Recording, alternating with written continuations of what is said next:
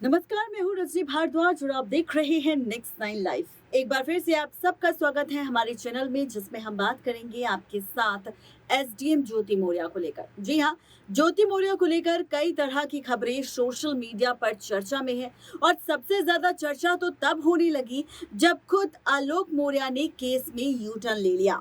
जी हाँ, अभी तक सिर्फ आलोक यहाँ पर इंसाफ की गुहार लगा रहे थे, सबसे इंसाफ मांग रहे थे, रोते बिलखते सबसे सिर्फ यही कह रहे थे कि उनकी पत्नी ज्योति मौर्य बेवफा है।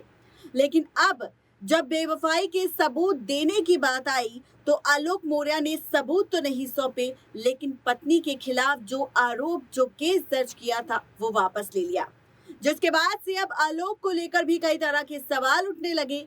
ऐसे में अब सामने आए हैं आलोक और ज्योति मौर्य के इस केस में सामने आए हैं बाबा धीरेन्द्र शास्त्री। जी हाँ, आपको बताते चले कि बाबा धीरेन्द्र शास्त्री को लेकर एक बहुत ही बड़ी खबर सामने आई है। दरअसल एसडीएम ज्योति मौर्य के मामले पर क्या कुछ कहा है बाबा बागेश्वर धाम के बाबा धीरेन्द्र शास्त्री जी ने, देखिए ये खास रिपोर्ट।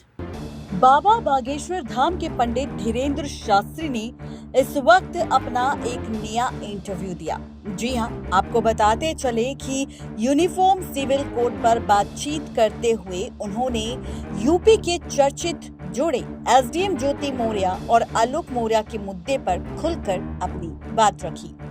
उन्होंने खास इंटरव्यू में शादी से जुड़े सवाल पर भी जवाब दिया।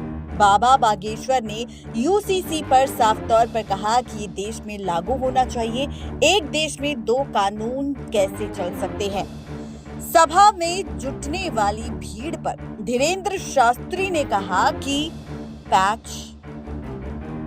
जी हाँ, आप सबको बताते चले कि सभा में जुटने वाली भीड़ पर भी धीरेन्द्र शास्त्री ने कहा कि हम कोई स्टार नहीं है, ना ही हम कोई खिलाड़ी है। हम दो आध्यात्मिक ध्वज को लेकर चलने वाले हैं। हमारी सभा में लोग किसी को फॉलो करने नहीं आते, हम तो बस सनातन को जगाना चाहते हैं। आपके चाहने वाले पाकिस्तान तक में हैं। इस पर बाबा बागेश्वर ने कहा कि पाकिस्तान भारत का बेटा है, वहाँ से अपना नाता पहले से है। वहाँ के लोग हमारे पास आते हैं और उम्मीदों के साथ आते हैं, हमें उनकी उम्मीदों को पूरा करना होता है। पाकिस्तान की महिला सीमा हैदर के सवाल पर भी बाबा बागेश्वर ने कहा कि इस मामले पर वो कोई टिप्पणी नहीं करना चाहते। जो कुछ भी हो कानूनी प्रक्रिया के तहत होना चाहिए। जब राम जी ने विभीषण को स्वीकार किया, फिर अपने खाने के बारे में बात करते हुए धीरेन्द्र शास्त्री जी ने कहा कि आहार पर मेरा बहुत कंट्रोल है, रोटी सब्जी ही खाता हूँ, समोसा वगैरह कभी कभी खा लेता हूँ। बाबा बागेश्वर ने ये भी कहा कि मुझे क्रिकेट खेलना बहुत पसंद है, मैं ऑलराउंडर था। खेल के कारण मुझे मार भी पड़ चुकी है। 2-3 लोगों की आंख में गेंद लगने के कारण मुझे बहुत पीटा गया था। इसी के साथ बाबा बागेश्वर से समान नागरिक संहिता यानी कि यूसीसी पर जब सवाल किया गया और उनसे पूछा गया कि कुछ लोग इसका विरोध कर रहे हैं, तो इस पर उन्होंने कहा पता नहीं, वो अपने आप को भारतीय नहीं मानते होंगे, शायद इसलिए। एक देश एक कानून होना चाहिए। हम किसी पार्टी का पक्षधार नहीं कर रहे, लेकिन एक बाप के दोनों संतानों के बंटवारे में आखिर मतभेद क्यों? जब एक ही बाप के दोनों बेटे हैं तो बंटवारा भी एक ही जैसा होना चाहिए। हर किसी के लिए अलग कानून नहीं हो सकता। इसी के साथ जब बारी आई एसडीएम ज्योति मौर्य पर हो रहे सवाल पर, तो पूछा गया कि उत्तर प्रदेश की सरकारी अधिकारी एसडीएम ज्योति मौर्य इस वक्त काफी सुर्खियों में है। इस मुद्दे पर बाबा बागेश्वर ने कहा, इस केस की जांच बारीकी से होनी चाहिए। देश में ऐसे कई तरह के मामले सामने आए हैं, सरकार जांच भी कर रही होगी। परिवार ना टूटे, इसलिए इसका जल्द से जल्द समाधान निकालना चाहिए। आपकी उम्र 27 साल हो गई है, जीवन साथी को लेकर माँ से तो बात होती होगी। तो इस पर बाबा बागेश्वर ने कहा कि हाँ, एकदम चर्चा होती है, ग्रस्त जीवन में आना चाहिए। हालांकि बाबा जी शादी कब करेंगे, इस पर उन्होंने कोई सीधा जवाब नहीं दिया।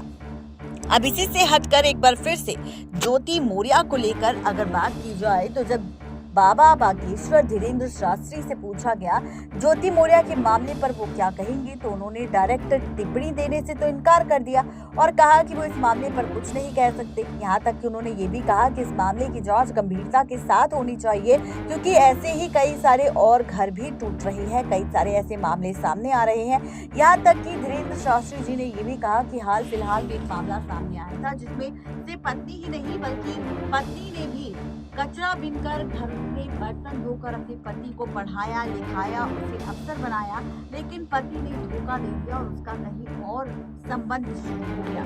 इसीलिए इस मामले पर अच्छे से जांच पड़ताल होनी चाहिए, क्योंकि ये मामला बार बार टूट रहा है और इस पर खूब सारी चर्चा भी हो रही है।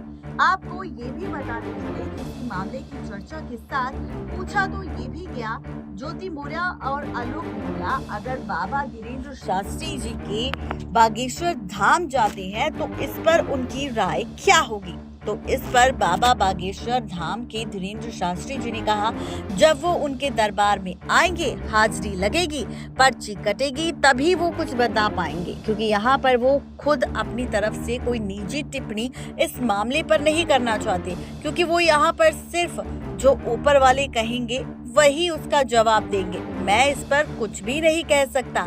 जी हाँ, तो इस तरह से बाबा बागेश्वर धाम के गुरु धीरेन्द्र शास्त्री जी ने इस तरह से अपना बयान दिया, इस तरह से स्टेटमेंट दिया और खुलासा किया ज्योति मौर्य के मामले पर। अब इस बारे में आप सब क्या कहेंगे, आपकी राय क्या है, जरूर बताएं नीचे दिए गए कमेंट बॉक्स में, क्योंकि यहाँ पर तो चर्चा ज्योति मौर्य की सिर्फ देश भर में नहीं बल्कि धीरेन्द्र शास्त्री जी से भी हो चुकी है, जहाँ पर उन्होंने भी टिप्पणी करने से इनकार कर दिया और कहा कि इस मामले की जांच पड़ताल कुछ इस हद तक होनी चाहिए कि मामले की जांच पड़ताल के साथ मामले को अच्छी तरह से जांचना पड़तालना चाहिए, ताकि इस मामले पर एक्शन लिया जा सके और एक्शन लेने के साथ सच्चाई सामने आ सके और सच्चाई सामने के आने के साथ सब कुछ फिर से पहले जैसा हो जाए, ताकि और घर बर्बाद ना हो, औरों के रिश्ते बिल्कुल भी ना टूटे।